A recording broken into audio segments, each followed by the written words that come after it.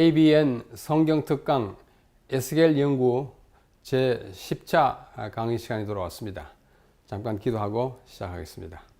하늘에 계신 우리 아버지시여, 다시 고대의 주님의 성경 말씀에 기록된 두루마리를 펴듯이 우리가 이 아침에도 주님의 말씀을 펴고자 하오니 우리의 심령을 펴주시고 우리의 지혜의 눈을 펴주셔서 이 말씀을 잘 깨닫고 또 잘 증거하게 하여 주시옵소서.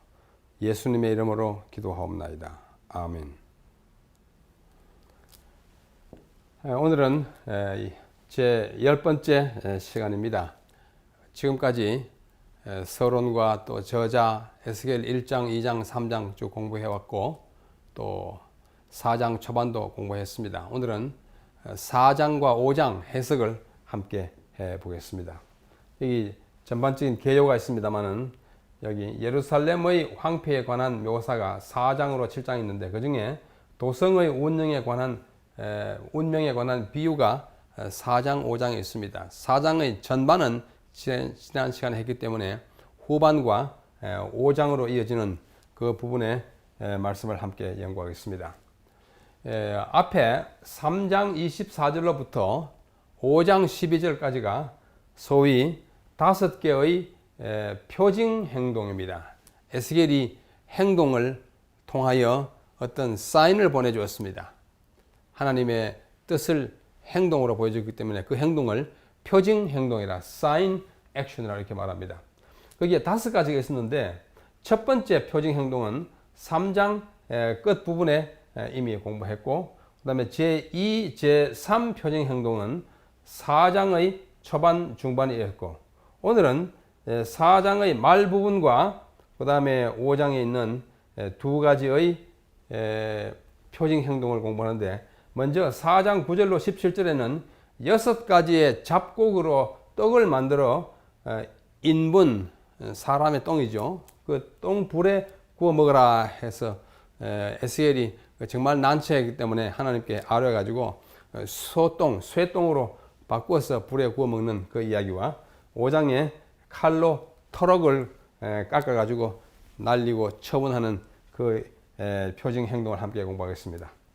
먼저 제4 표징 행동입니다. 6가지 잡곡으로 떡을 만들어 먹게 하는 것입니다. 4장 9절에 너는 밀과 보리와 콩과 팥과 조와 귀리를 가져다가 한 그릇에 담고 떡을 만들어 네 모로 눕는 날수 곧 390일에 먹으라. 390일 동안 이 잡곡 떡을 먹고 견디라고 하는 것입니다. 6가지입니다. 밀, 보리, 콩, 팥, 조, 귀리. 고대 밀은 일반적으로 부유층의 곡식이었습니다. 밀을 낸다 그러면 상당히 먹을 것이 넉넉한 사람으로 그렇게 인식되었습니다. 이 성경 구절에 보면은 밀은 잘 사는 집의 음식이고, 보리는 주로 가난한 사람들이 먹었습니다. 성경 구절에 쭉 나와 있습니다. 콩과 팥은 고대 근동 지방의 사람들에게 귀하게 여겨진 반면, 콩과 팥은 귀하게, 오늘날도 콩과 팥은 귀하죠. 그 대신에 조나 귀리는 질이 낮은 곡식으로 간주되었습니다. 귀리는 오늘날도 사람이 잘 먹지 못하지 않습니까? 주로 이제 사료로 우리가 많이 쓰는데요. 이런 재료들을 다 6가지를 혼합하여 만든 떡은 보나마나 매우 거칠고 아주 조악하고 맛도 좋지 않은 떡입니다. 그러므로 이것은 이스라엘 백성이 여러 종류의 궁핍과 기근에 시달릴 것을 암시하면서 너 선지자가 대표적으로 이것을 한번 먹고 지내봐라 합니다. 얼마나 힘들겠는지. 이 에스겔이 그와 같은 일을 하게 되는 것입니다. 그래서 더 구체적으로 말씀하시기를 9절 끝부분과 10절, 11절에 보면 네가 모로 누워있는 390일은 1년하고도 한 달입니다. 390일 동안 먹되 너는 식물을 달아서 하루 20세겔 중씩 때를 따라 먹고 물도 흰 너희 6분의 1씩 되어서 때를 따라 마시라. 아주 정량을 지정해 주었습니다. 절대로 더 마시지 말고 요것 가지고 한번 먹어보라. 그것이 얼마의 분량이 되는지 한번 계산해 보겠습니다. 여기 그 떡은 식물은 하루에 20세겔 중 그 무게가 20세겔 되는 것을 먹으라 했습니다. 한 세겔은 오늘날 우리가 쓰는 단위로 약 11.4g입니다. 11.4g은 정말 적은 분량입니다. 공깃밥 한 그릇보다도 좀 적은 그런 분량입니다. 그것이 20세겔이니까 요걸 곱하면 약 228g입니다. 1kg의 3분의 1도 안 됩니다. 요만한 밥이에요. 이 떡이에요. 이것은 한 사람이 하루 동안 먹기에는 너무 적은 양입니다. 이스라엘 백성들이 겪게 되는 기근의 참담한 모습을 잘 예시해 주는 장면이라고 할 수 있습니다.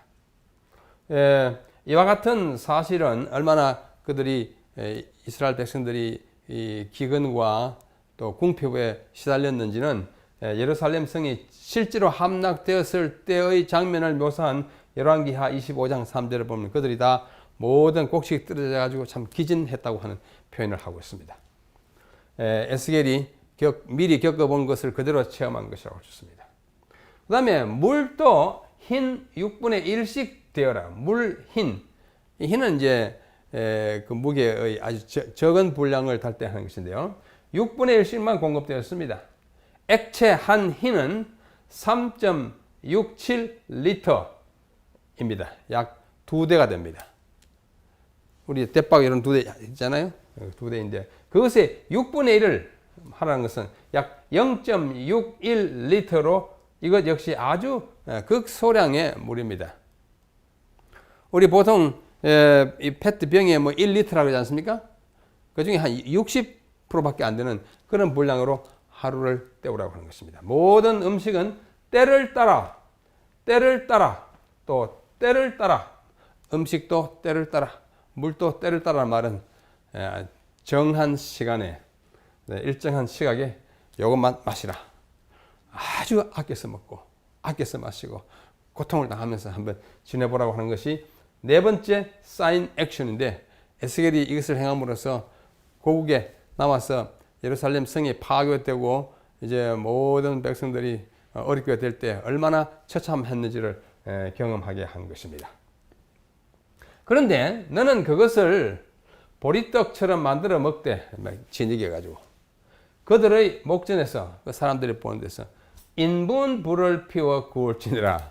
인분이라고 하는 것은 사람의 말하자면 똥이죠. 사람의 똥인데 거기다 구워 먹으라 했습니다. 그걸 왜 그런가 하니 이스라엘 자손이 부정한 떡을 먹을 것을 암시하기 때문입니다. 그래서 고대 팔레스타인 지방에서 보리떡은 주로 가난한 사람들이 먹은 것입니다. 아까 말씀드린 바와 같습니다. 밀은 조금 부한 사람. 이들은 타는 숯불 위에 떡반죽을 구워서 먹었습니다. 그렇게 했어요. 고대. 그런데 후대에 와서는 평평한 돌이나 철판 위에 놓고 나무 땔감이 부족할 경우에 동물의 똥, 똥으로 구워 먹어요. 똥불을 구워 먹었습니다. 저는 어릴 때 시골에 자랐기 때문에 소를 먹이러 많이 다녔습니다. 소를 몰고 이제 골목을 나가서 저 덜에 가서 한때 모아가지고 큰 평지나 계곡에 소를 방목하기를 한 서너 시간 하다가 이제 오지 않습니까? 오며 가며 이 소가 좀 덩치가 큰 소들이 실례를 합니다. 똥을 이렇게 막 싸죠. 그걸 뭐 시골에서 일부러 또 뭐 치우는 사람도 별로 없잖아요. 그냥 그대로 햇볕에 자동적으로 말려집니다. 그러다 혹 비가 오면 그 이제 뭐 누런 물이 이제 길을 덮고 하는데 그것이 다 마르면 걷어다가 이게 태우기도 하고 정말로 땔감으로 사용하기도 하는 예를 많이 보았습니다. 그 불에 너 떡을 구워 먹어라. 여러분 기분 좋습니까? 그래서 이 불을 이 사람 똥으로 하라 하니까 너무 그래요. 그래서 나중에 하나님이 좀 마음을 바꿔 먹으시고 에스겔의 소원을 들어줍니다. 그래서 이것 역시 혹심한 기근으로 인하여 음식 사정이 극도로 궁핍할 것과 이방에서 이스라엘이 부정한 음식을 먹게 될 것을 보여주는 그 경험을 에스겔이 미리 하게 된 것입니다. 자, 여기 한 그림이 나옵니다. 너는 그것을 보리떡처럼 만들어 먹되 그들의 목전에서 인분불을 피우고. 여기 이제 인분불이 있게 될 것인데 이제 실제로는 이제 쇠똥으로 해석했습니다. 요 쇠판 같은 거 놓고 그 위에 반죽 놓고 이제 구워가지고 먹는 고대에 어떻게 빵을 구워 먹었는지를 보여주는 한 폭의 그림입니다. 그래서 에스겔이 하나님께서 그렇게 하라고 하시는 명령을 듣고 이렇게 말합니다. 14절. 오호라 주 여호와여 나는 영혼을 더럽힌 일이 없나이다. 영혼을 더럽힌 일이 없다는 말은 사람 똥에다가 음식을 구워 먹음으로써 내 몸과 내 정신을 더럽힌 일이 없다 합니다. 에스겔은 아시는 대로 레위 지파입니다. 제사장이었어요. 제사장이면서 선지자로 부르심을 받았기 때문에 다른 사람들보다 이 성경의 그 내용 지식을 아주 잘 알고 있었습니다. 여기 제가 기록하지는 않았지만 여러분이 성경을 펴서 한번 보십시오. 신명기 23장 12절로 14절에 보면 여기 나오지 않습니까? 신명기 23장 12절로 14절에 보면 이런 말씀이 있습니다. 제가 한번 읽겠습니다. 너의 진 밖에 변소를 베풀고 거리로 나가되 너의 기구에 작은 삽을 더하여 밖에 나가서 대변을 통할 때에 그것으로 땅을 팔 것이고 몸을 돌이켜 그 배설물을 덮을지니 이는 네 하나님 여호와께서 너를 구원하시고 그 다음에 적군을 내게 붙이시려고 내 진중에서 행하심이라. 그러므로 내 진영을 거룩히 하라. 이런 말씀이 나옵니다. 물리적으로도 사람의 그 대변은 더럽습니다. 그러나 예식적으로도 더러웠어요. 그래서 변소를 저 진 밖에 멀리 치라고 하는 것입니다. 대단히 위생적인 처리라고 할 수 있습니다. 그래서 그게 부정하기 때문에 그랬어요. 그래서 에스겔이 말하기를 오호라 주 여호와여 나는 신명기 여기 23장 12절 14절 있는 말씀처럼 그 더러운 것을 만지거나 그 불로 사용하려면은 보고 만져야 될 거 아니에요. 그런 일이 없나이다. 하나님 좀 어떻게 다른 방도를 주십시오. 구한 거예요. 그랬더니 여호와께서 내게 이르시되 그러면 쇠똥으로 사람 똥을 대신하기를 허락하노라 그랬습니다. 인분은 사람 똥은 율법에서 부정한 것으로 간주다. 그러므로 인분으로 음식을 구워 먹는 것도 부정하기 때문에 에스겔이 호소했고 하나님께서 그것을 허락하신 것입니다. 사람들이 좀 이상하지 않습니까? 사람의 똥보다가 소의 똥이 덜 부정하다고 생각하고 또 성경도 그렇게 말씀하는 것은 좀 역설이기도 합니다. 자기 똥을 소똥보다 더 더럽게 생각하는 사람의 생각이라고 했죠. 사실 더 위생적으로 더 더러운 것이 확실합니다. 하나님이 에스겔의 요청을 받아주셔가지고 인분 대신에 쇠똥으로 떡을 구워 먹게 하셨습니다. 그러면서 하나님이 이렇게 말씀하십니다. 인자야, 에스겔아. 에스겔을 부르실 때마다 늘 이름은 안 부르고 인자야 그랬죠? 몇 번 그랬습니까? 93번. 에스겔서 전체를 통해서 93번이나 인자야, 너 사람의 아들아. 인자인 예수님이 당할 경험을 너 지금 톡톡히 한번 해봐라. 너 사람의 아들이야. 얼마나 연약한 존재인지. 그리고 탁 부딪히면 쓰러져 죽는 그런 존재임을 늘 인식시켜주는 뜻에서 인자야. 여기서 인자야. 예루살렘에서 의뢰하는 양식을 끊으리니 백성이 경급 중에 떡을 달아서 먹고 민답 중에 물을 달아 마시다가 떡과 물이 결핍하여 피차에 민답하여 하며 그 죄악 중에서 쇠폐하리라. 우리가 사용하는 성경은 지금으로부터 거의 100년, 한 80년, 90년 전에 번역된 것이어서 용어가 굉장히 뭐랄까요, 좀 고답적입니다. 말하자면 좀 엄숙한 그런 단어가 많아요. 경급 중에, 민답 중에, 결핍하여, 쇠폐하리라. 다 한자 용어죠. 자, 여기 나오는 예루살렘에서 의뢰하는 양식이라는 말은 히브리 말로 이렇게 쓰였습니다. 마테이 레헴, 마테이 레헴이라고 하는 것은 문자 그대로는 마테이라고 하는 것은 지팡입니다. 레헴은 빵이에요.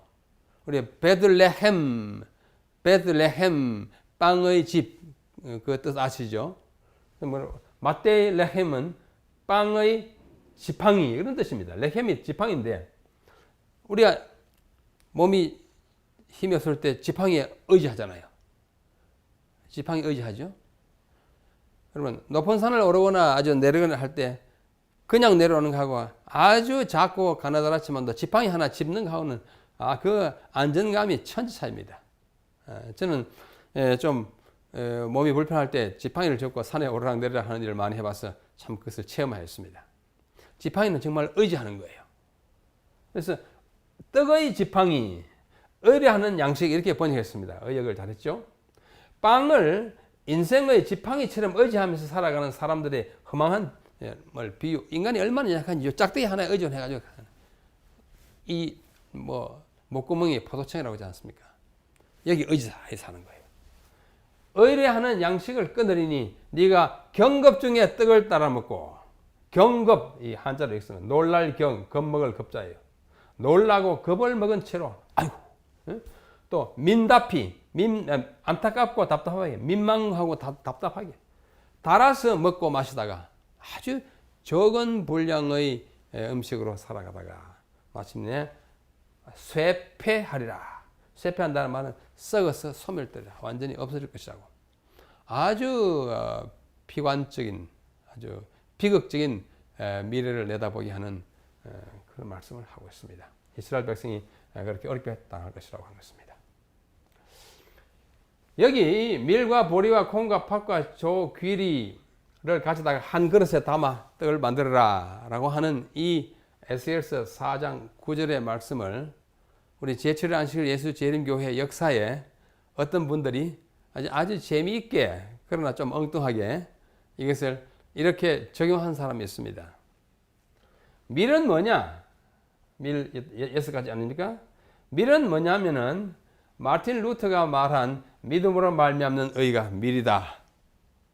그 다음에 보리는 뭐냐? 존 넉스가 주장했던 성령에 대한 진리, 성령이 이런 분이다 라고 한 그 진리.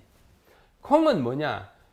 존 웨슬리 영국의 감리교회를 창시한 그 선구자가 이게 뭐냐면 salvation by grace, 그러니까 은혜로 구원 얻는 그 은혜 구원론을 콩으로 나타냈다.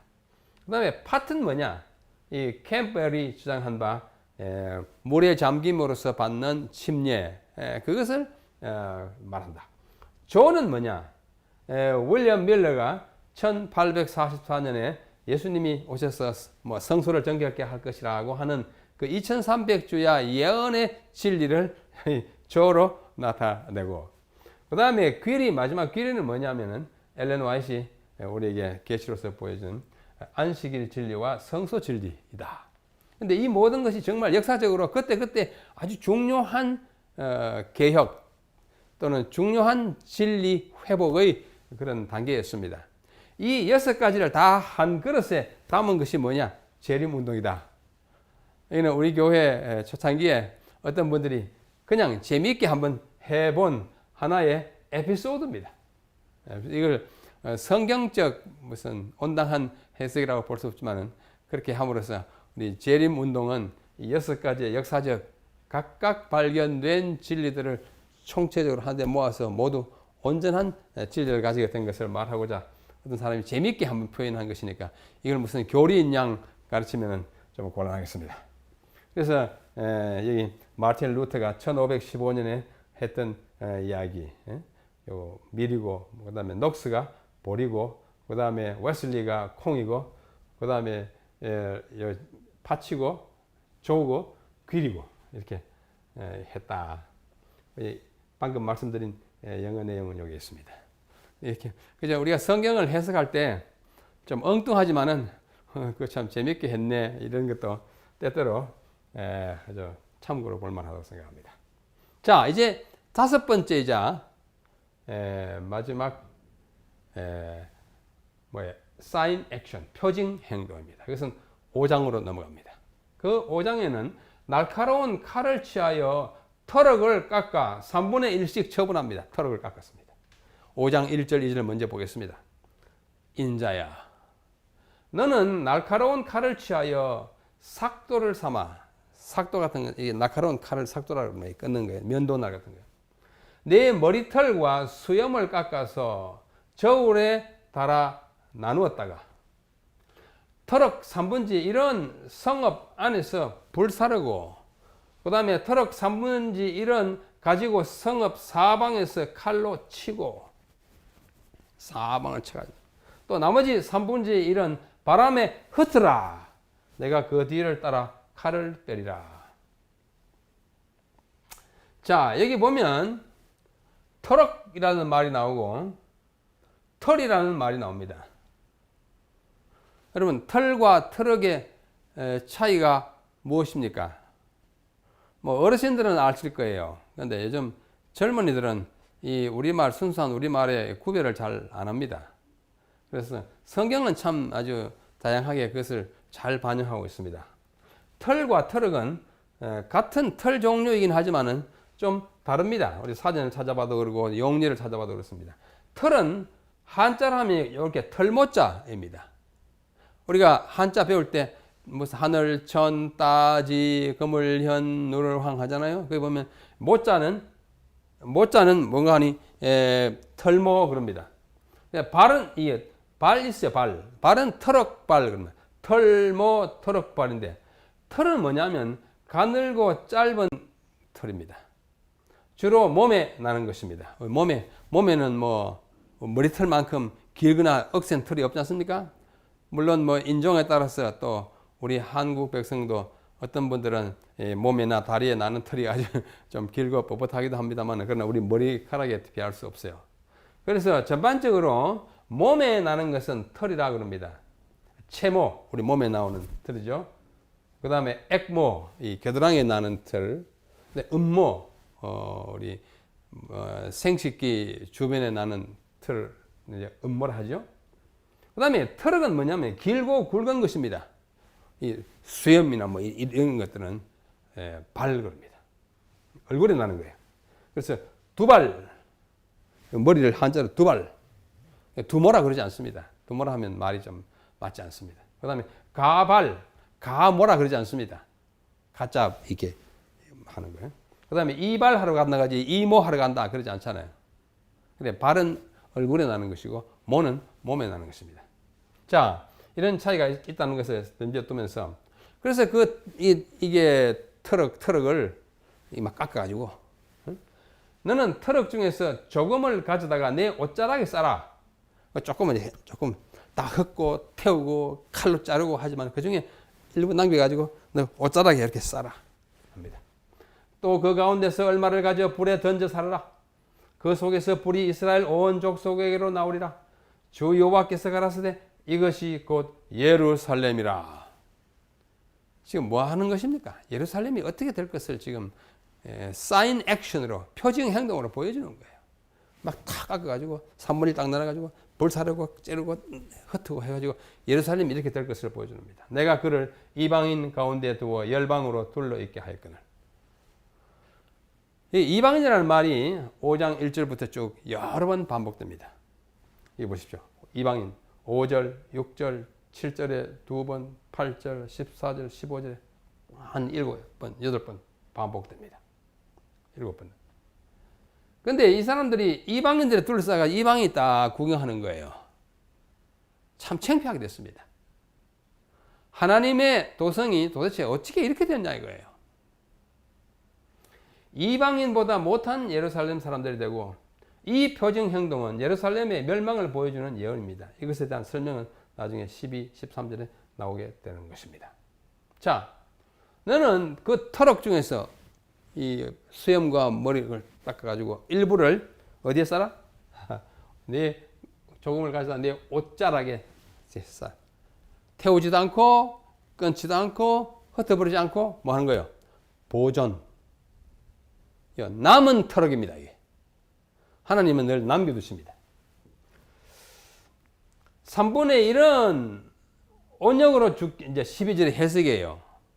3분의 1은 온역으로 죽고 기근으로 멸망할 것이고 3분의 1은 너희 사방에서 칼에 엎드러져 가지고 적군에 해 가지고 장암을 죽고 3분의 1은 내가 너희 사방에 흩어 그 뒤를 따라가면서 막 이렇게 칼을 빼서 온 사방에 흩어지게 하는 것입니다.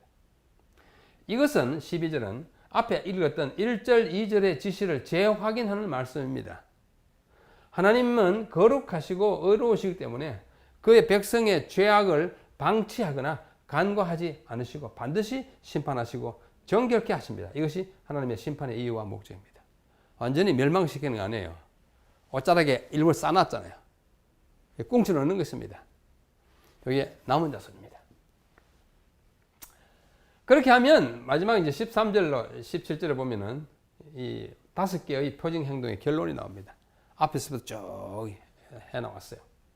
이와 같이 하여 내 노가 다한즉 그들에게 향한 분이 풀려서 내 마음이 시원하리라. 내 분이 그들에게 다한즉 나 여호와가 열심으로 말한 줄을 그들이 알리라.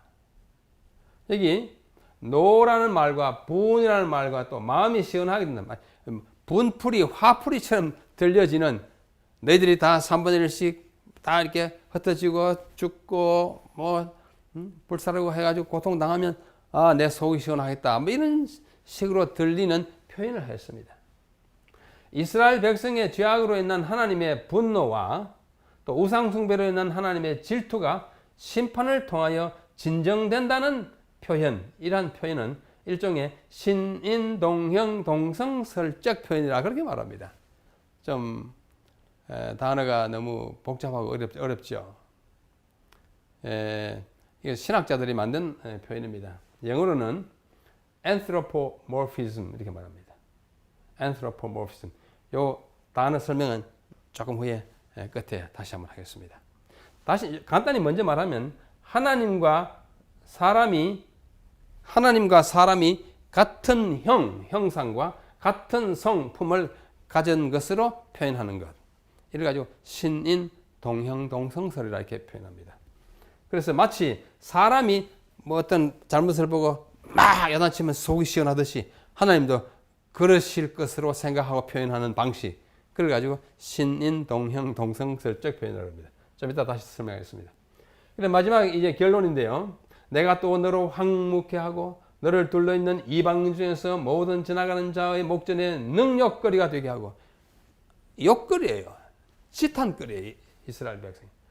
또 내 노와 분과 중한 책망으로 네게 벌을 내린 적 너를 둘러있는 이방인에게 네가 수욕과 조롱을 당하고 경계와 괴이한 것이 되리라. 나 여호와의 말이니라. 정말 우스운 존재, 가스로운 존재가 되게 할 것이다. 그렇게 합니다. 왜? 나를 떠나가지고 엉망진창으로 살았기 때문에 너희들이 너를 둘러서 있는 이방인들에게 정말 창피스럽게 될 것이라고 여러 용어를 합니다. 하나님의 백성이 죄악으로 인하여 형벌을 받으면 그것은 이방인들에게 조롱거리가 되리라는 것입니다. 수치와 욕되는 것이죠. 조롱, 경계, 하나님의 백성도 저렇게 되네? 뭐 이렇게. 그 다음에 괴이한 것, 참 이상하다고 보게 되는 그런 대상이 될 것이라고 말합니다. 그래서 표징 행동 5개가 3장 24절로부터 5장까지 쭉 나왔는데요.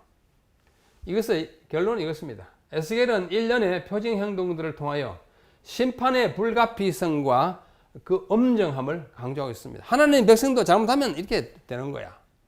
불가피합니다. 이렇게 함으로써 그는 다음과 같은 교훈을 이스라엘 백성들에게 주고자 한 것으로 보입니다. 첫째, 하나님은 의로우시고 선하셔서 죄악을 방치하시거나 그것과 공존할 수 없습니다. 죄 지은 아담과 하와를 그냥 품고 놔두고 그게 하나님이 되지 않습니다. 하나님이 본질에 어긋나요. 하나님은 거룩하시기 때문에 죄악과 공존할 수 없습니다. 둘째, 하나님의 백성은 성결해야 하고 또 하나님만을 섬겨야 하고 또 그분에게 순종하며 살아야 그 생명이 순조롭게 유지된다는 것입니다. 반역하고 떠나가면 생명을 떠나가니까 죽게 되는 것입니다. 마지막으로 하나님께서 그의 백성을 심판하시는 것은 그들을 사랑하심으로 정결케 하시기 위함인 것입니다. 이게 완전히 멸망하지 않고 남겨두고 감싸두잖아요. 이것이 하나님의 뜻인 것입니다. 자, 조금 전에 말씀드린 신인, 동형, 동성설은 우리가 앞에서 신학 용어를 한 2개 봤는데 오늘 이 용어를 다시 한번 하나님이 사람과 같은 형체와 같은 성품을 가졌다는 설이에요. 하나님은 영이셔서 육인 사람과는 다른 존재이시고 다른 세계에서 다르게 반응하시고 행동하십니다. 그렇지 않습니까? 영과 육은 전혀 다르잖아요. 그렇지만 사람과 동일한 형상과 동일한 심성을 가지셨다고 생각하는 거예요. 그래서 사람이 어떤 사태에 대하여 반응하듯이 하나님도 동일한 방법으로 반응하시고 또 사람과 같은 행동을 하시는 것처럼 표현하고 묘사한 성경 기자들의 그 기록 방법을 가리키는 말이 신인, 동형, 동성설. 영어로 anthropomorphism. anthropo라는 말은 사람이라는 뜻이에요. anthropos. morphism이나 morphe는 모양을 말합니다. 사람과 같은 모양으로 안팎이 성품과 형체가. 그래서 성경에는 이런 일이 참 많아요. 창세기 6장 6절에 땅 위에 사람 지으셨음을 한탄하사 마음에 근심하시고. 여러분, 하나님이 한탄하고 근심하는 걸 상상하기가 좀 힘들지 않습니까? 그러나 창세기 6장 6절은 모세는 그렇게 기록했습니다. 사람이 지은 그 인간이 막 이렇게 타락할 때 가슴 조이고, 예를 들어 내 자녀가 막 이렇게 나쁜 짓을 하면은 막 한탄하고 왜 저 녀석을 왜 내가 낳았던가 하는 이런 마음을 품듯이 인류가 타락했을 때 하나님이 이렇게 한탄하시고 근심하는 것처럼 그렇게 표현했다고요. 인간이 겪는 경험을 하나님도 겪은 것으로 표현함으로써 하나님이 얼마나 인간에 대하여 민망하고 가슴 아프게 생각했을까를 나타내고자 하는 일종의 히브리식 표현 방법이라고 할 수 있습니다. 하나님 물론 한탄하시고 마음이 근심하지만 우리가 하는 것처럼 그렇게 하실까에 대해서는 의문의 여지가 있는 것입니다. 또 출애굽기 20장 5절에 10계명 가운데 일부잖아요. 제2계명. 나 여호와 너희 하나님은 질투하는 하나님인즉 나를 미워하는 자의 죄를 갚되 3, 4대까지 갚겠다. 하나님 굉장히 원수 갚기를 좋아하는 분처럼 이렇게 표현한 것은 인간의 성경 표현을 통해서 하나님이 우리가 우상 숭배하면 얼마나 나쁘게 안타깝게 생각하시는지를 나타내고자 합니다. 그죠? 질투하는 하나님. 그런 것들 인간적 표현이라고 할 수 있습니다. 또 다니엘 7장 9절에 보면은 그 옷은 희기가 누운 같고 그 머리털은 깨끗한 양의 털 같고.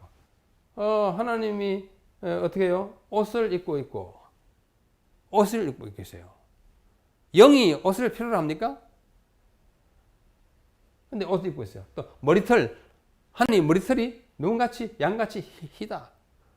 그러면 하나님도 이발하실까요? 그런 이제 의문을 낳는 것입니다. 이 뭐냐? 신인, 동형, 동성설적 표현이다 이거죠. 그 다음에 베드로전서 3장에 하나님이 오래 참고 기다리실 때에 하나님이 기다리시는 건 확실하지만은 사람이 기다리는 것처럼 그렇게 기다린다고는 보기가 좀 힘듭니다. 하나님은 처음부터 끝까지 다 하시고 우리의 모든 결과를 다 하시는 하나님이 어떻게 보나 이렇게 사람이 기다리듯이 그렇게 하는 것은 우리에 대한 관심을 하나님이 갖고 계신다는 것에 대한 신인, 동형, 동성설적 표현이라고 그렇게 생각되는 것입니다. 그래서 이 에스겔서에서도 그런 식으로 노를 바라시고 이제는 너희들을 멸망시켜 놓으니까 내가 노가 풀려가지고 마음이 기쁘다. 하나님은 우리가 멸망하는 것을 그렇게 통쾌하게 여기시는 하나님이 아니세요. 근데 그렇게 했느냐? 이제 그것이 얼마나 하나님 보시기에 마음 안타까운지를 인간적인 성경의 표현을 통해서 우리를 이해시킨다고 볼 수가 있습니다. 그래서 4장, 5장에 나 있는 이 5가지 중에 마지막 2개를 지금 살펴봤습니다. 앞에서도 보았습니다만 미켈란젤로가 그린 이 천장화에 에스겔의 모습입니다. 우리 에스겔의 이 그야말로 체험적인 그 사인 액션을 통해서 이스라엘 백성들이 얼마나 고초로울지를 미리 경험했듯이 우리는 이 시대가 괴로워하는 그 괴로움을 미리 경험하는 이 시대에 에스겔이어야 한다고 생각합니다.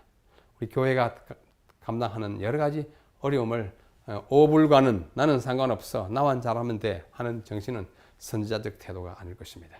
우리 교회와 함께 고통을 나누고 우리 민족과 함께 고난을 함께하는 이 마지막 시대에 에스겔이 다 되시기를 바라면서 오늘 10번째 강의를 여기서 마치겠습니다. 감사합니다.